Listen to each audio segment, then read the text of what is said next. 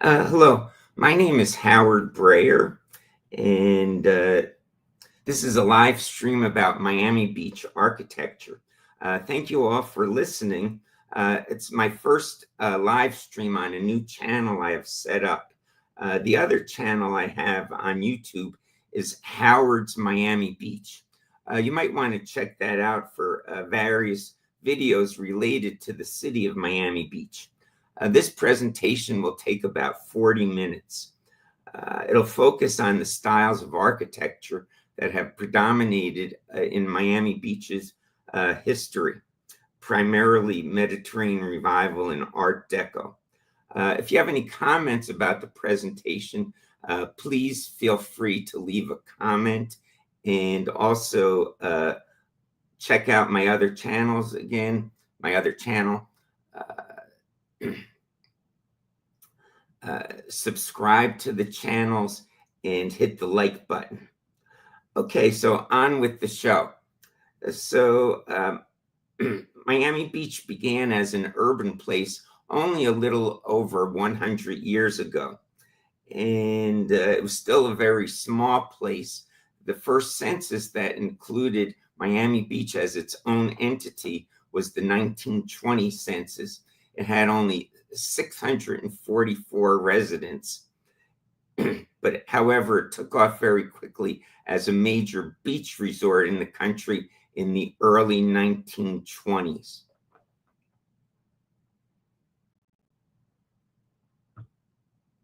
So here we have the first slide of the slideshow that I'll be using for the presentation. So the first, quote, style of architecture that was popular in Miami Beach was called vernacular. It's not a real architectural style. It's a general term used often for people who erect buildings who are non-architects using local materials. So a classic example in American history is Abraham Lincoln building a log cabin. So the first building we'll look at here is called Smith's Bathing Casino. And this is a picture of it in 1909, before there was any urban development in what was to become Miami Beach. It's made out of wood. Wood was a plentiful material in South Florida 100 years ago. And this was owned by the Smith family, who lived not in Miami Beach, but across Biscayne Bay, about 2 miles away in the city of Miami on the mainland. And the Smith family owned two businesses. One was a ferry service to take people from Miami to the island that Miami Beach is built on to go swimming in the ocean. Miami has no ocean beaches of its own. The second business the family owned was this bathing casino. It wasn't for gambling, it was for entertainment. Casinos was a term used 100 years ago for a place of entertainment, not necessarily for gambling. This was replaced by a much larger concrete facility in about 1920. Eventually, there were 5 of these bathing casinos up and down the Miami Beach shoreline. They were very popular, but they've all been long gone. Next, we come to what I'm calling Brown's Hotel, erected in 1915. So it's the same exact age as the city of Miami Beach, which was incorporated that year. It's also made out of wood. The original name was Atlantic Beach Hotel. It changed its name to Brown's shortly thereafter. And when this first opened, the rooms were on the second floor. The first floor was shared cooking facilities. There was a major hurricane that had a direct hit on Miami Beach in 1926. It destroyed most of the wooden buildings. After that, no more were erected. Another common material in the city's early years was limestone. Here's an example of one of the very few remaining limestone buildings remaining in Miami Beach. The roof is not original. It's a Mediterranean Revival roof. And this I'm calling the Henry Levy House. It was the home of Henry Levy and his family. And here's a picture of him with his wife Rose. And here's a picture of the family in front of the building in the 1920s. Henry Levy was a developer. He developed the Normandy Isles neighborhood in the northern part of Miami Beach. The streets have French names there because he was an immigrant from France. He also had a hand in the development of the town of Surfside, immediately to the north of Miami Beach. Next, we come to Mediterranean Revival.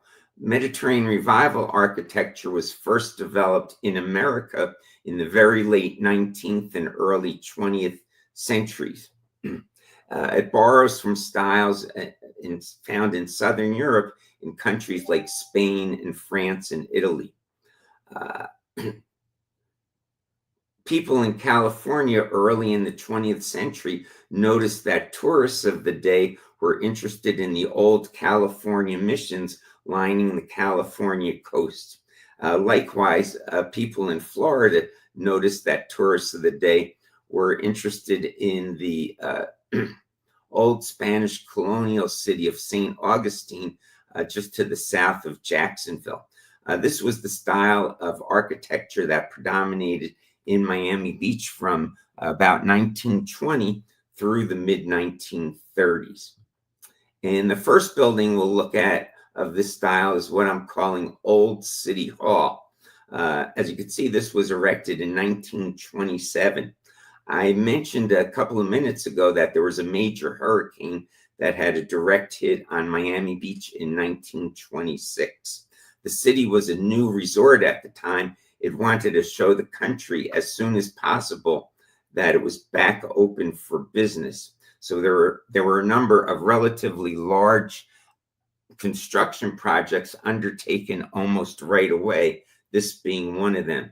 This building served as City Hall for 50 years from 1927 to 1977. And I'll point out a couple of characteristics that we see here that are common to Mediterranean Revival buildings in Miami Beach. One is the rounded arched windows that you could see on the ground level and near the top. Also the red barrel tile roof. And if you look at the top, near the top, you see these what look almost like white urns. They're called finials. They're for decoration only. Next, we have the Flamingo Hotel, erected in 1920. This is a postcard of the hotel. It was on Biscayne Bay rather than on the ocean. And you might ask, and this was the first large, luxurious resort hotel in Miami Beach. You might ask, why was this on the bay rather than on the ocean? Well, this was developed by Carl Fisher, who was one of the main developers in the early years of Miami Beach. He did a lot of good publicity for the city. He was a racing boat aficionado, and for both participants and spectators, it's better to have the racing on the bay rather than on the ocean. This hotel lasted for only 40 years until 1960. It was considered old-fashioned and out of date. It was before the preservation movement began in the city, so there was really nobody fighting to keep it. What's here now is the Flamingo Park apartment complex, which is the largest apartment complex in Miami Beach. And here's a picture of Carl Fisher, who eventually developed and owned 5 large hotels in Miami Beach. Next, we come to a street, Espanola Way. This is the largest development of Mediterranean Revival buildings in the city. And the land was originally owned by a man named Francis Whitman. He envisioned a Spanish village, but he only built 2 or 3 houses. The land was purchased by a man named N.B.T. Roney, who was the developer and owner of the first luxury hotel in Miami Beach on the ocean, the Roney Palace. He envisioned this as a shopping street for his hotel. Originally, 5 blocks of these buildings were to be erected. However, only 2 blocks were ever built. And on the next slide here, I'll point out some of the characteristics that we could see in these buildings that are common to Miami Beach Mediterranean Revival buildings. First, in the top picture, you see the decorative frieze going across the building. Also, these small balconies with wrought iron railings and the awnings. The awnings played an important part in these buildings. These were built before air conditioning. The awnings provide shade for the interior, keeping it cooler. Then in the lower bottom left, you see these concrete blocks on the corners of the building. They're called coins, Q-U-I-O-N-S. They're for decoration only. And on the lower right picture, you see this column that isn't supporting anything, also for decoration only. Next, we come to the building on 918 Ocean Drive. As you can see, it was erected in 1925. The main thing I like to point out here are the windows on the 3rd floor. You can see they're pointed rather than arched or rounded. These are called Gothic windows because they were common in Gothic cathedrals. Also, Venetian windows because they're common in the city of Venice. And on the right, you could see a palace on the Grand Canal, almost 500 years older than the building in Miami Beach, which was originally built as the Locust Apartment House. You could see the similarity between the 2 buildings.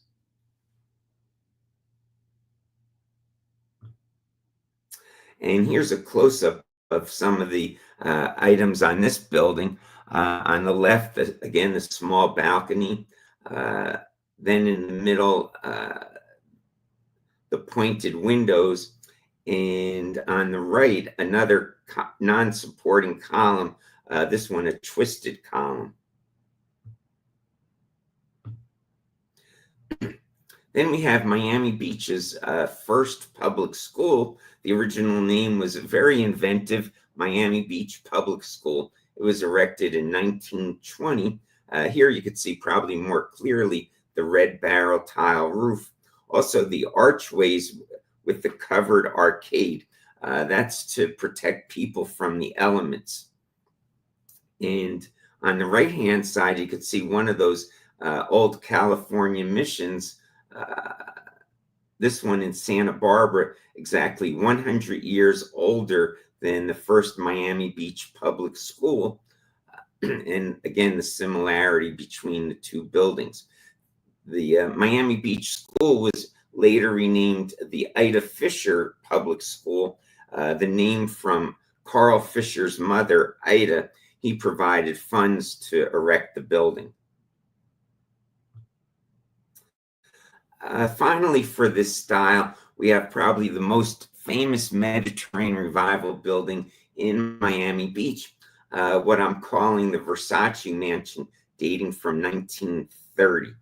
And notably, this was the home of the noted Italian fashion designer Gianni Versace.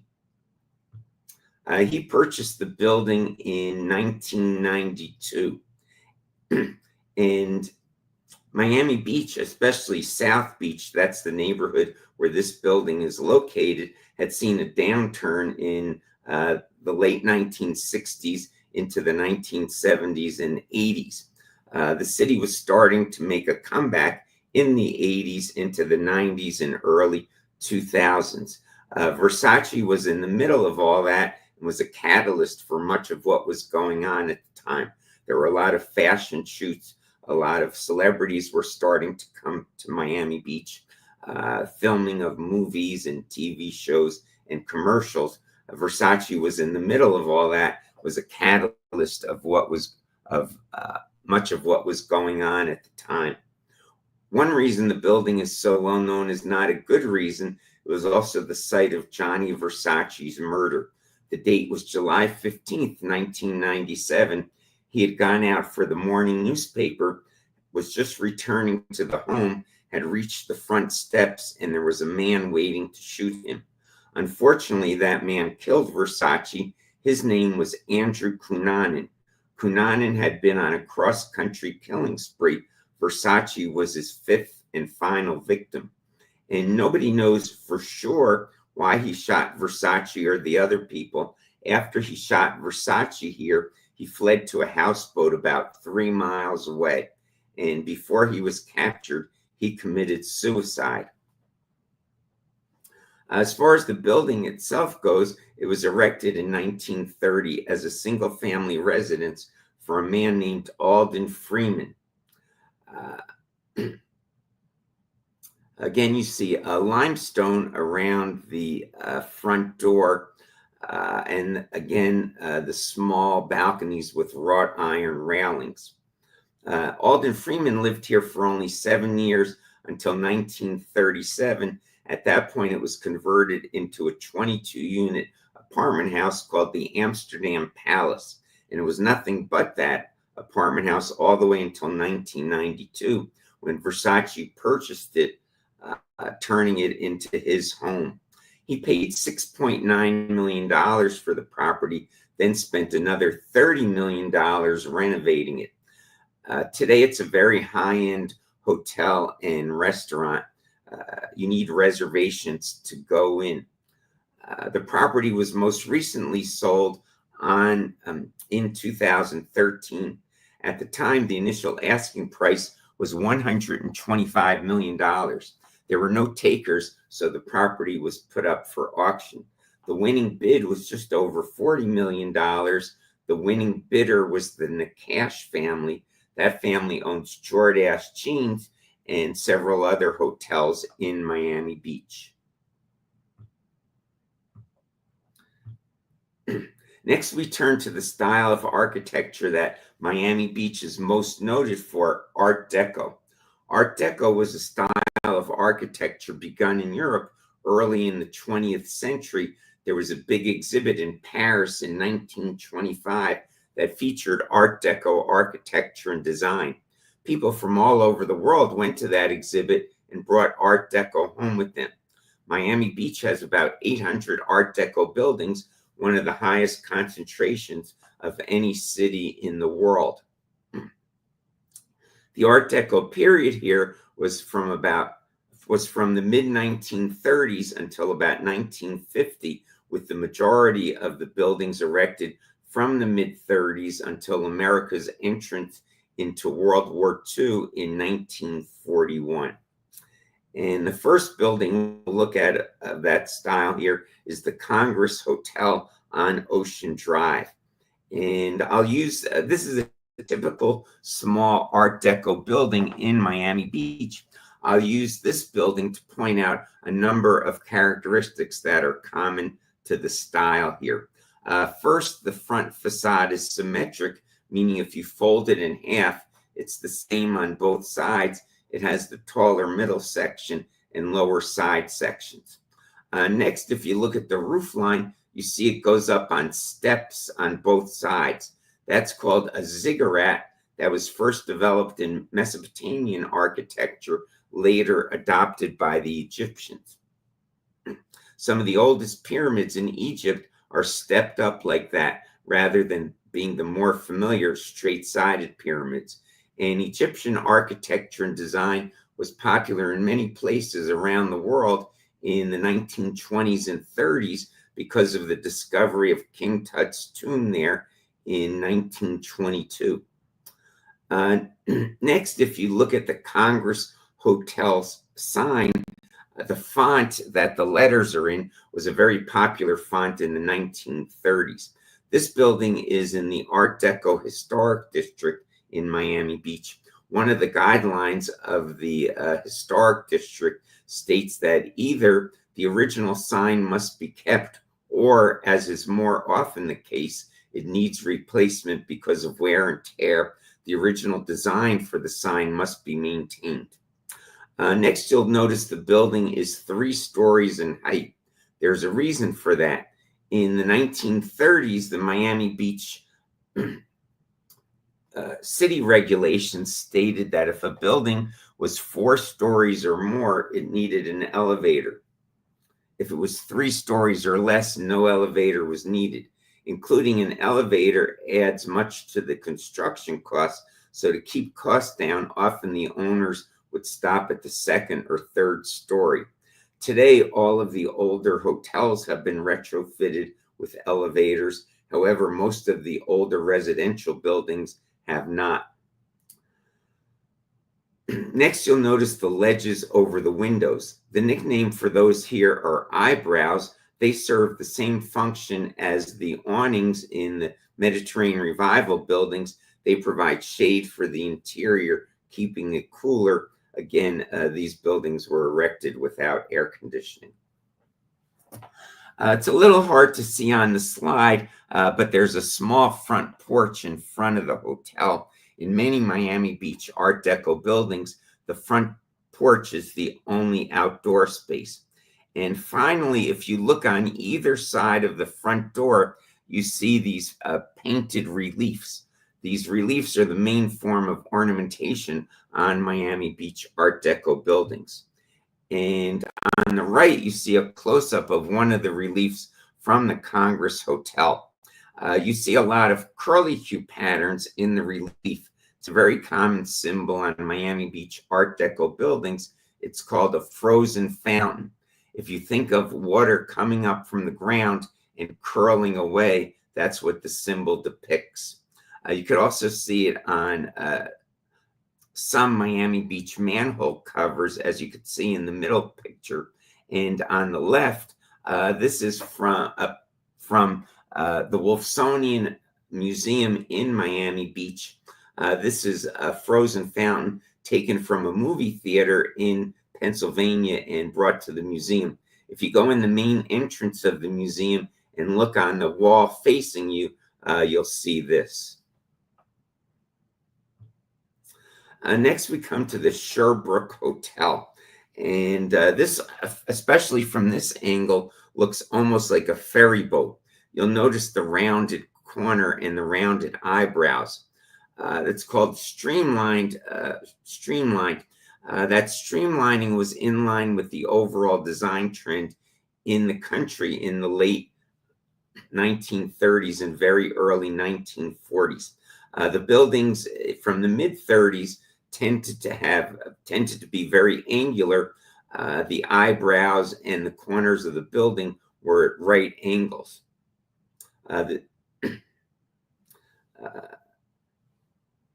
In that time period, cars and trains got more streamlined, even household goods like radios.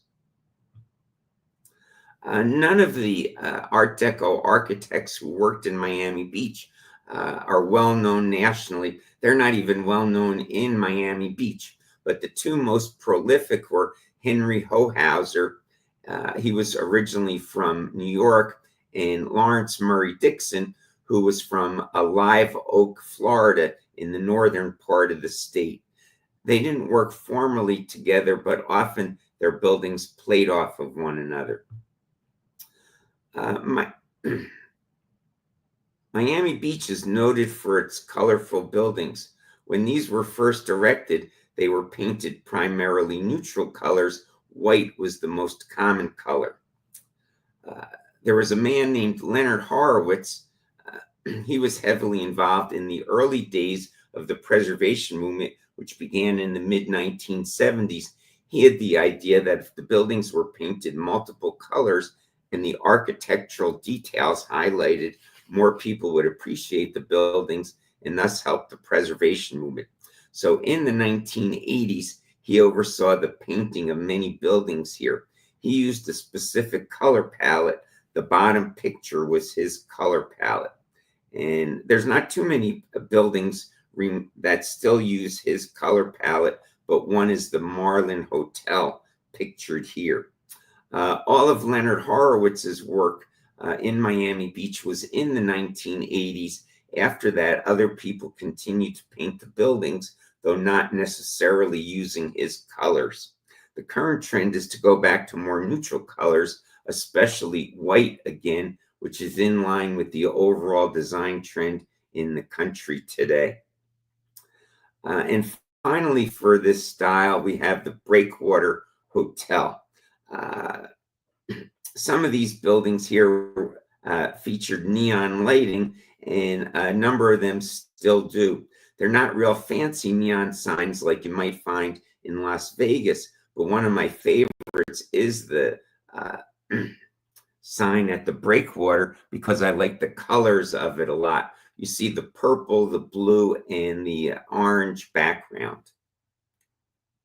Some might call that gold, some might call that yellow. If you wish, make a comment to say what color you think that background is. What should I call that color?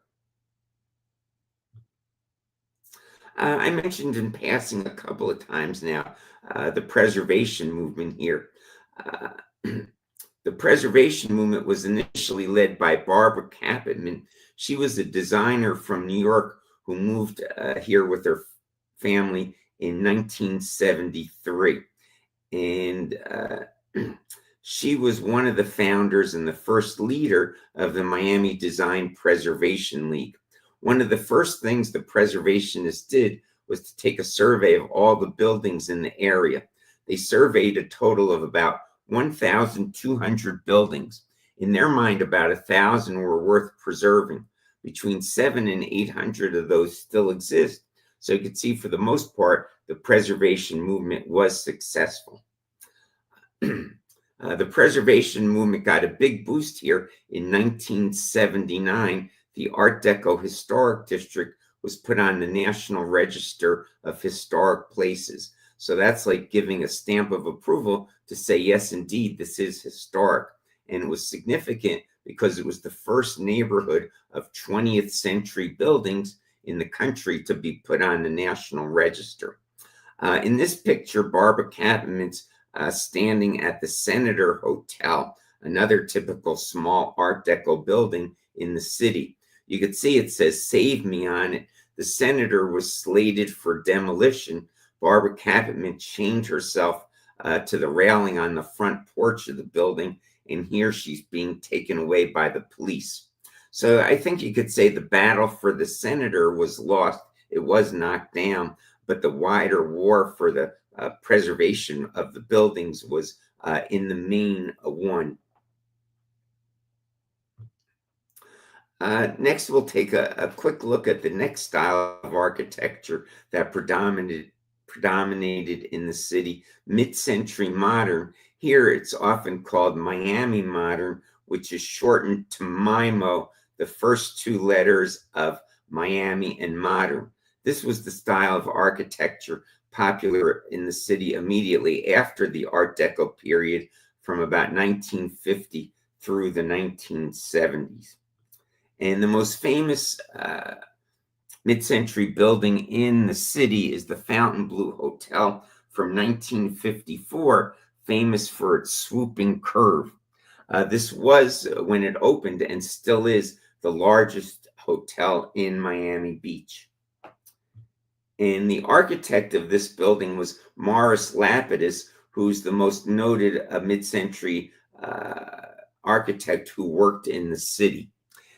You might be familiar with Lincoln Road. It's the big pedestrian shopping street in Miami Beach. It became a shopping street all the way back in the 1920s. Morris Lapidus designed it as a pedestrian shopping street in 1960. He also designed the well-known Eden Rock Hotel immediately to the north of the Fontainebleau that opened in 1955.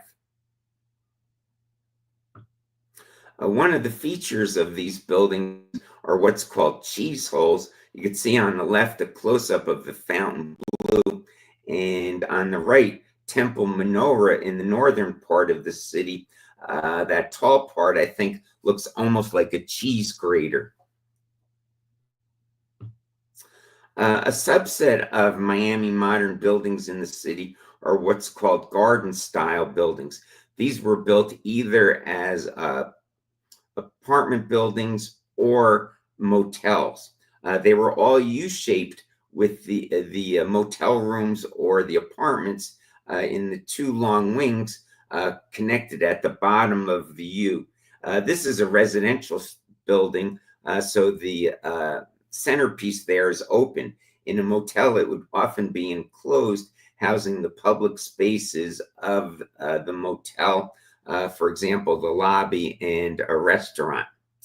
MIMO buildings have much more outdoor space than Art Deco buildings here. Here you can see the large courtyard and the walkways around the units. The bottom of the U is open to let the breeze pass if there is a breeze that day. MIMO buildings have either an inverted V-shaped roof, as you can see here, a flat roof, or a V-shaped roof. Finally, just a quick look at some modern buildings erected here since 1980. These buildings don't have a particular style, but many of them are painted white with a lot of glass.